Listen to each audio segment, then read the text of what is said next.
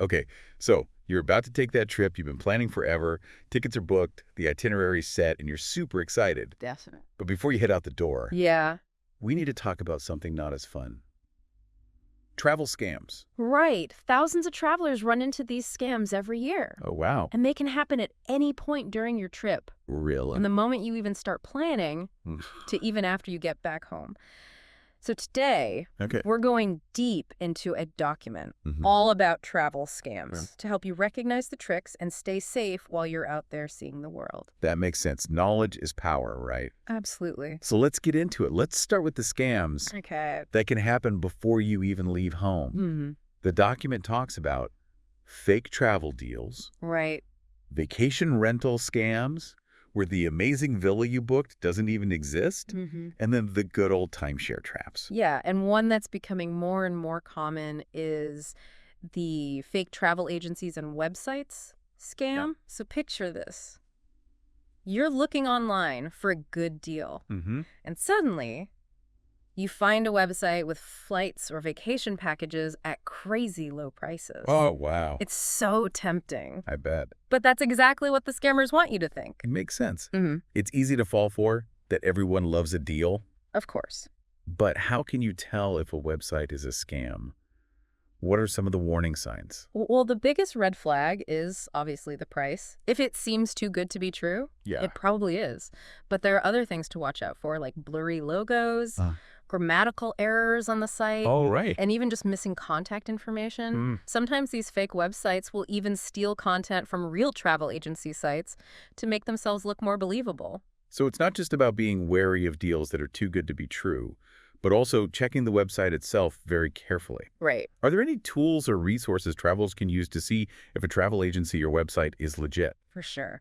Websites like TripAdvisor and Booking.com have tons of reviews from other travelers, Yeah. which can be really helpful. Okay. You can also compare what you see on the website with official sources Yeah. like the airline's website or the Better Business Bureau. Gotcha.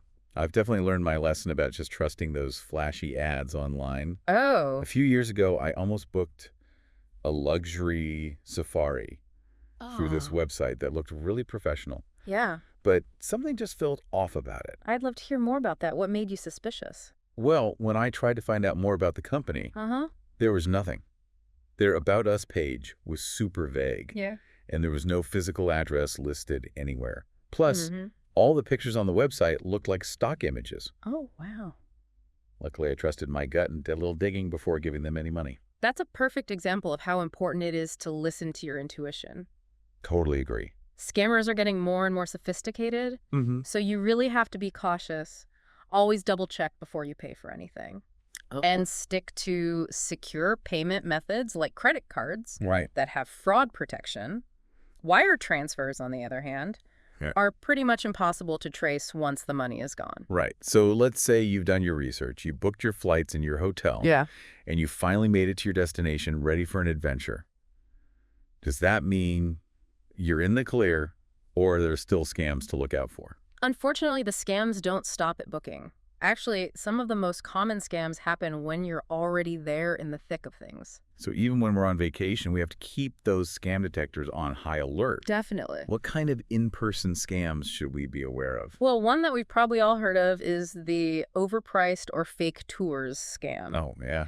You're walking through a market or a popular tourist area, Mhm. and all of a sudden you're surrounded by all these official guides, all trying to get your attention, Yeah. promising these unique experiences and insider access. Oh, wow. It's easy to get caught up with it. Yeah. Especially when you're excited to explore. I can see how that would be tempting, especially if you haven't planned out every little detail of your trip. Right. But how can you tell if a tour guide is legitimate or if you're about to get ripped off? There are a couple of things to look for. First, real tour guides usually have licenses, and they'll be happy to show you their credentials. Okay. Second, watch out for pushy sales tactics Yeah. or anyone pressuring you to make a decision right away. So if someone's trying to rush you into booking a tour without giving you time to think, Exactly. that's a big warning sign. Remember, it's your vacation, Mm-hmm. and you can take your time, ask questions, Yeah. and make informed choices. You can always research tours online or ask your hotel for recommendations. That's a good point. Sometimes it's better to stick to reputable sources. Absolutely. And speaking of trust, our source mentions that sometimes even the simplest offers can be scams in disguise, like the free gift or free Wi-Fi trap. It sounds almost too innocent to be a scam. It can be tricky. Wow. So imagine you're in a new city. Mm-hmm. You want to connect with people back home. Yeah. And suddenly you see a sign for free Wi-Fi.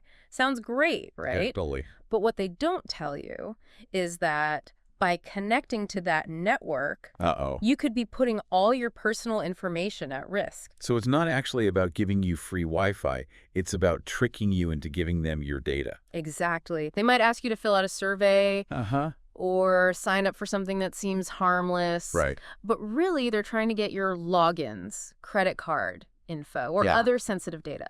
This can lead to identity theft, Oh, God. phishing attempts, Mm-hmm. or even being signed up for expensive services without you knowing. Wow. That's a good reminder to be careful about who we trust, Yeah. even with things that seem small. It's all about being aware and informed. Totally. These scams play on our desire for convenience, Yeah. our excitement to explore, and sometimes just our naivete. Makes sense. But by being informed about these tactics, we can give ourselves the knowledge to stay safe. Okay, so we've talked about the scams that can happen before we leave home and the ones that can catch us off guard once we're at our destination. Right. But what about after the trip is over? Are there still potential threats lurking, even when we're back home? You're right to ask that. The danger doesn't necessarily go away when you get off the plane. There's a whole category of post-trip scams Oh, wow. that travelers need to be aware of. Okay. And we'll dive into those right after a quick break. So we were just talking about how the threat of travel scams Right. doesn't always end when you get home. Yeah. What kinds of post-trip scams should travelers look out for? One that's pretty common is the fake refunds or charges scam. Okay. So you might get an email or a phone call from what looks like your airline, your hotel, or your credit card company Right. saying there was a problem with your booking. Oh, no. Or a suspicious charge. They might even offer you a refund. Real? But to get it, they need you to confirm some personal info, Okay. like your credit card number or your social security number. That sounds like a classic phishing scam, right? They're trying to trick you into giving them your info so they can get into your accounts. Exactly. And it's especially tricky Yeah. because these emails or calls can look so official, Right. using logos and language that's just like the real companies. Makes sense. Always remember that reputable companies Uh-huh. would never ask you for that kind of personal information over the phone or email. So if you get any message like that, that seems even a little bit suspicious. Right. The best thing to do is contact the company directly. Exactly. Using their official contact information. Yeah. Don't click any links in the email or Right. call the number they give you. Go find the real contact info yourself. That's such good advice. Huh. And since we're talking about protecting your personal information, Yeah.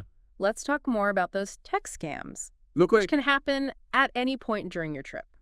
earlier you mentioned ATM skimming and fake Wi-Fi hotspots.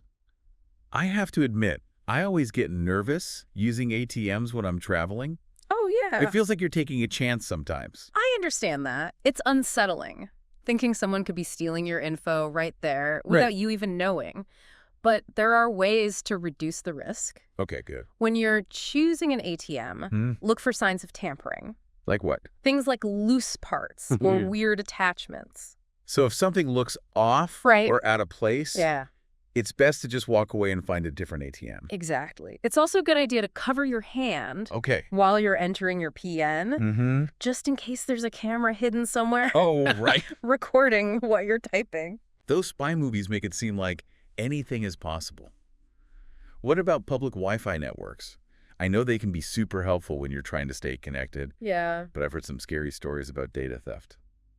Public Wi-Fi can be convenient for checking emails or browsing, but it's really important to be aware of the risks. Okay. These networks are often unsecured, which means anyone else on the network could potentially see your data. Okay, that's a little scary. Yeah. So what can we do to protect ourselves? Should Yeah. we just avoid public Wi-Fi altogether? It's not always realistic to totally avoid public Wi-Fi. Yeah, especially when you're traveling? Exactly. But you can really lower the risk by using a VPN or a virtual private network. I've heard of VPNs. Yeah. But I'm not really sure what they do Sure. or how they work. Can you explain it? Of course. A VPN, creates a secure encrypted connection between your device and the internet. It basically hides your IP address and scrambles your data. Oh, okay. It's like building a tunnel for your information to go through. Yeah. So it's way harder for hackers to get to it. So even if you're on a public Wi-Fi network, your data is still protected. Yeah. Because it's going through that VPN tunnel. Exactly. There are lots of good VPN providers out there, and most offer pretty affordable monthly plans. Worth thinking about. Yeah. Especially if you travel a lot. It's a great tip. I'm going to check that out before my next trip. Now, switching gears a little, our source talks about how important it is to be careful in crowded areas. Yeah. Especially when it comes to pickpocketing scams. Like we've all seen those bump and grab scenes in movies where someone distracts you while their partner steals your wallet.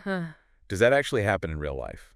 Unfortunately, it happens all the time. Really? Especially in busy tourist spots or crowded markets. Oh, wow. Pickpockets are experts at distraction. They often work in groups to create chaos while someone else grabs your stuff. Like what kinds of distractions? They might stage a fight, spill something on you, or even accidentally bump into you, all while their partner is running off with your valuables. Wow, that's so sneaky. Yeah. It seems like you'd have to be super aware of everything around you to even notice what's going on. Awareness is definitely key. Yeah. Be mindful of your surroundings. Okay. Especially in tight spaces or when you're feeling distracted or overwhelmed.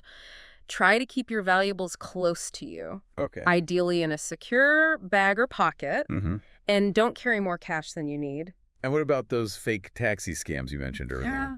Where you think you're getting a legitimate ride, but it turns out to be something else entirely? Those stories always freak me out a little. Those are definitely something to watch out for, especially if you're arriving in a new city late at night or you're not familiar with the local transportation. Always use official taxi stands or ride-hailing apps like Uber or Lyft, which have safety features built in and let you track your ride. So if someone is hanging around outside the airport arrivals gate, promising a cheaper fare, it's probably best to just say no and go with a reputable service. Absolutely. Safety over savings, right? It's always a good idea to confirm the fare with the driver before you get in, just to avoid any surprises later. All this talk about scams and safety makes me think we should try to understand the psychology behind these schemes. Oh, interesting. Like if we can understand how scammers think, maybe we can be better at spotting potential traps before they happen.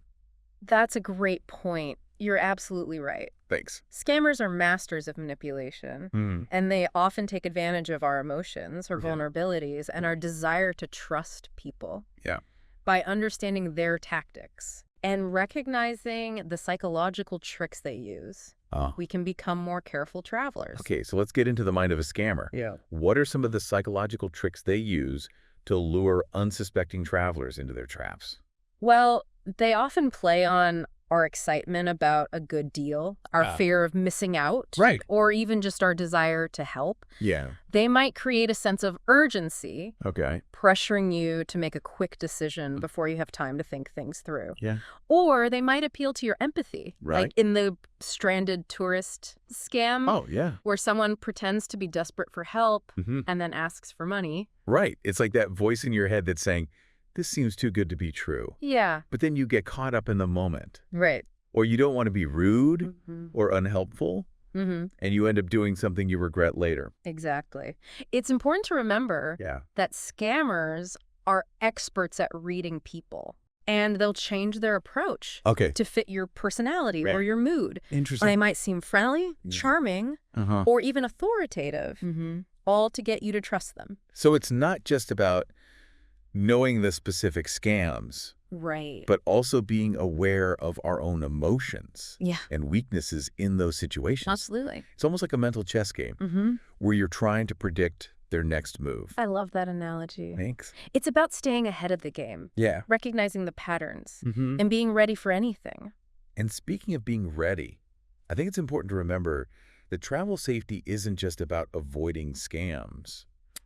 It's also about taking precautions to protect your stuff, your health, and your overall well-being.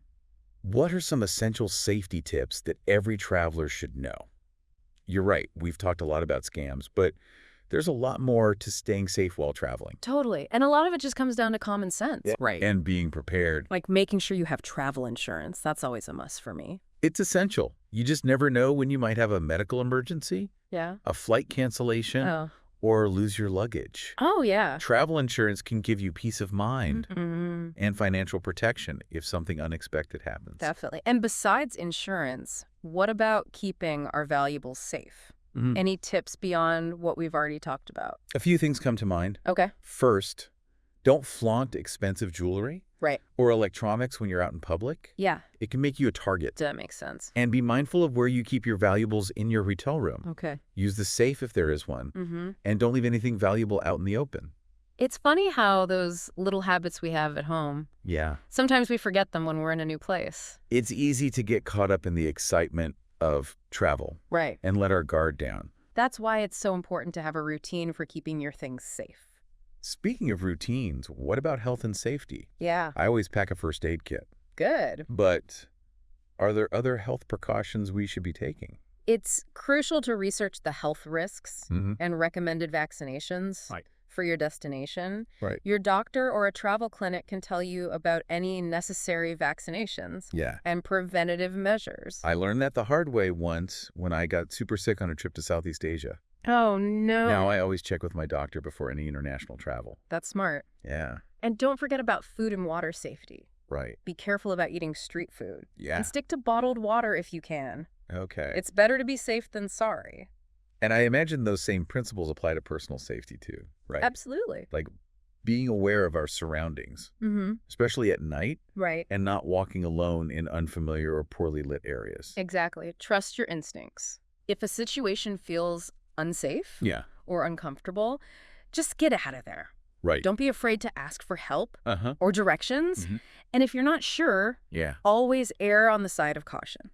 It sounds like the big takeaway here is awareness and preparedness. Yeah, right? You got it. Okay. By being informed about potential risks and taking steps to protect ourselves, we can really lower the chances of falling victim to scams or running into other safety issues. So if our listeners take away just one thing from this deep dive into travel safety, what should it be? Travel smart and travel informed. Knowledge is your best defense. I like that. By understanding the common scams, the tactics scammers use, and the general safety precautions you can take, you can travel with confidence and peace of mind. That's great. It's about empowering ourselves to be smart. Absolutely. Responsible travelers. And remember, this knowledge isn't just for you. Right. Share it with your friends. Your family and other travelers. Okay. The more people we educate about travel safety, the safer and more enjoyable everyone's trips will be. That's a great point.